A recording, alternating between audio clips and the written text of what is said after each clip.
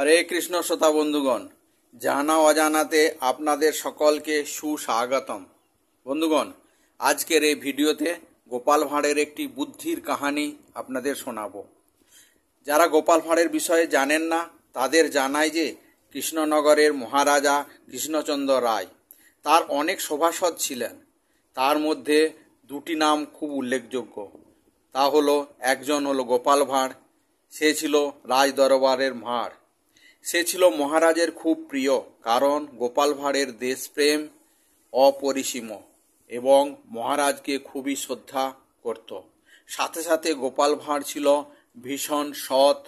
অপরদিকে মন্ত্রীমশাই ছিলেন খুবই অসৎ ব্যক্তি, সব সময় টাকা পয়সা চুরি করার কথা ভাবতেন, রাজদ্রোহী কাজ করতে অভ্যস্ত ছিলেন। তাছাড়া সুযোগ খুঁজতেন যে কিভাবে মহারাজকে সিংহাসনচ্যুত করে নিজে রাজা হওয়া যায়।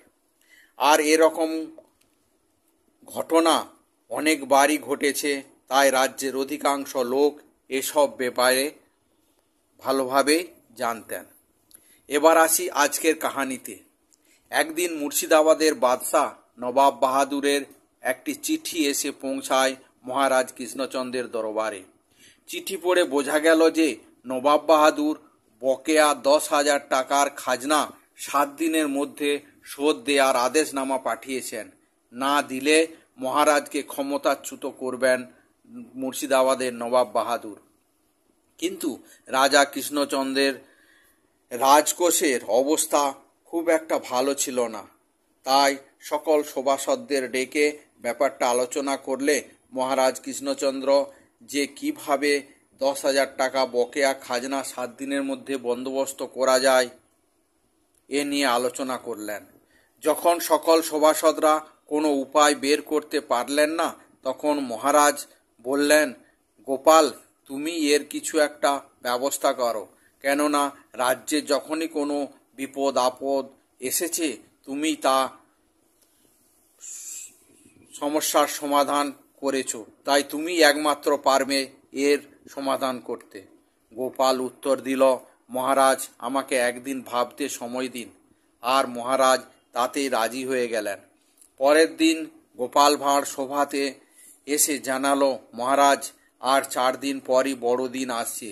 ওই দিন সকল প্রজারা কেক খাবে এবং আমাদের কৃষ্ণনগরে কেকের দোকান নেই, তাই ওই দিন আমরা কেক বিক্রি করে বকেয়া খাজনার টাকা জোগাড় করব। কেক কিভাবে তৈরি হবে তার উত্তর গোপালে বললেন, মহারাজ, ওই ব্যাপারটা আপনি আমার উপর ছেড়ে দিন, আর আপনি কেবল সকল সভাসদদের আমাকে সাহায্য করতে বলুন। তাই হবে বলে মহারাজ গোপালকে আশ্বস্ত করলেন।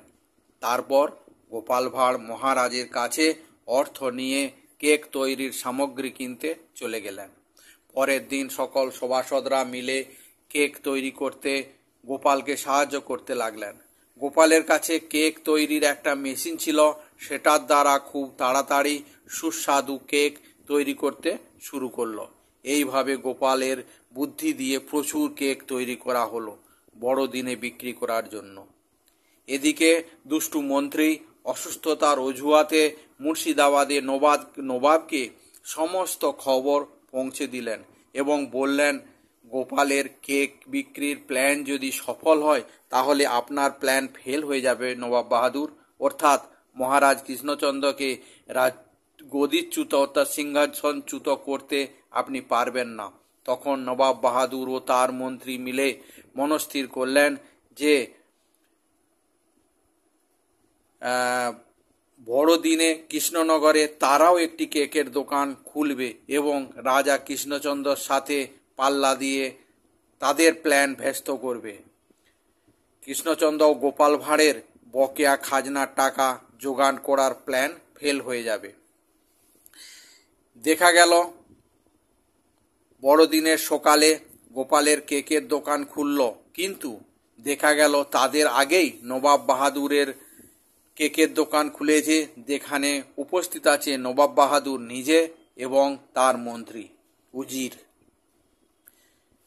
কিন্তু নবাব বাহাদুরের কেকের দাম 5 টাকা আর গোপাল ভাঁড়ের কেকের দাম 10 টাকা। ফলে সমস্ত লোক নবাব বাহাদুরের দোকানেই কেক কিনতে লাগলো বা সেখানেই ভিড় করতে আরম্ভ করলো। গোপালের দোকানে কেউ আসছে না দেখে মহারাজ কৃষ্ণচন্দ্র ও গোপাল দুজনেই খুবই চিন্তায় পড়ে গেল, কি হবে এবারে। তখন গোপালের মাথায় একটা বুদ্ধি এলো, আর গোপাল মহারাজকে আসছি বলে 5-10 মিনিটের জন্য চলে গেল। তারপর গোপাল ভাঁড় ছদ্মবেশে নবাব বাহাদুরের সমস্ত কেক কিনে নিল 5 টাকা দামে। এইভাবে যখন নবাব বাহাদুরের সমস্ত কেক বিক্রি হয়ে গেল তখন নবাব বাহাদুর খুব খুশি হলেন। কিন্তু কিছুক্ষণ পরে তার হাসি ম্লান হয়ে গেল যখন নবাব বাহাদুর ও তার মন্ত্রী দেখলেন যে তাদের 5 টাকার কেক গোপাল ভাঁড় 10 টাকায় বিক্রি করছে তাদের দোকানে। তখন তারা খুবই অসহায় হয়ে পড়ল। কিন্তু তখন নবাব বাহাদুরের আর কিছুই করার থাকেন না, কারণ তাদের দোকানে কেক নেই আর তারা এখন আর কোথাও কেক এনে বিক্রি করতে পারবেন না, তাদের সব কেক শেষ হয়ে গেছে। তারপর রাজা কৃষ্ণচন্দ্র গোপাল ভাঁড় সারাদিন কেক বিক্রি করলো এবং প্রচুর পয়সা ইনকাম করলো। তাতে দেখা গেল বকেয়া খাজনার চেয়েও 3 থেকে 4 গুণ অর্থ উপার্জন হয়েছে এই কেক বিক্রি করে। এবং তারপর যথাযথ সময়ে নবাব বাহাদুরের বকেয়া খাজনা পরিশোধ করা হলো, অর্থাৎ 10,000 টাকা নবাব বাহাদুরকে পাঠিয়ে দেয়া হলো। আর এর দ্বারাই নবাব বাহাদুরের বকেয়া খাজনা পরিশোধ হলো। আর এই বুদ্ধিমত্তা ও চালাকির কাজ করার জন্য গোপাল ভাঁড়কে 500 টাকা পুরস্কার দিলেন মহারাজ, কিন্তু মন্ত্রীর শাস্তির জন্য তার 1 মাসের মাইনে কেটে নিলেন। এইভাবে গোপাল ভাঁড় সর্বদা রাজ্যকে সংকটের হাত থেকে রক্ষা করত এবং এই রকম কাজের জন্য গোপাল ভাঁড় বিখ্যাত ছিল। তাহলে বন্ধুগণ, আজকের এই গোপাল ভাঁড়ের কাহিনী আপনাদের কেমন লাগলো আপনারা কমেন্টস করে জানাবেন। ভালো লাগলে একটা লাইক অবশ্যই করবেন। আপনাদের একটা লাইক আমাদের উৎসাহ অনেক বাড়িয়ে দিবে। তাছাড়া বন্ধু বান্ধবদের জন্য গল্পটি শেয়ার করবেন। আপনাদের শেয়ার করা গল্প আপনার বন্ধু বান্ধবরাও পড়তে পারবে। আর যদি আজ প্রথমবার আমাদের ভিডিও দেখছেন অথবা জানা অজানা সদস্য না হয়ে থাকেন, তাহলে আজই চ্যানেলটি সাবস্ক্রাইব করে বেল আইকনটি ক্লিক করুন। তাতে করে এই রকম মজার কাহিনী সবার আগে আপনাদের কাছে পৌঁছে যাবে। আর বন্ধুগণ, আজকের ভিডিও এখানেই শেষ করছি। আপনারা ভালো থাকুন, সুস্থ থাকুন, আপনজনকে খুশিতে রাখুন।